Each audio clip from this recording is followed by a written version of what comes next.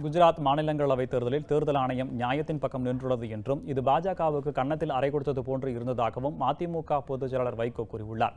சென்னையில் செய்தியாளர்களிடம் பேசிய வைகோ, இந்தியாவில் மக்களுக்கு ஆபத்தை விளைவிக்கும் செயல்களை மோடி தலைமையிலான மத்திய அரசு செய்து வருவதாகவும், அனைத்து மாநிலங்களிலும் குறுக்கு வழியில் பாஜக நுழைந்து அங்குள்ள அரசியல் கட்சிகளை நாசப்படுத்தி வருவதாகவும் குற்றம் சாட்டியுள்ளார். மேலும் தமிழகத்தில் ஒருபோதும் காலூன்ற முடியாது என்றும், இதை தமிழக மக்கள் ஒருபோதும் ஏற்க மாட்டார்கள் என்றும் வைகோ கூறியுள்ளார்.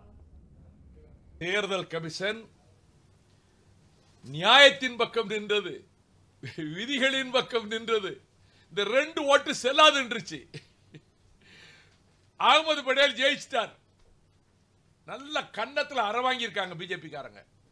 நரேந்திர மோடிக்கு சொல்றேன், you have no moral authority hereafter to speak about ethics in politics.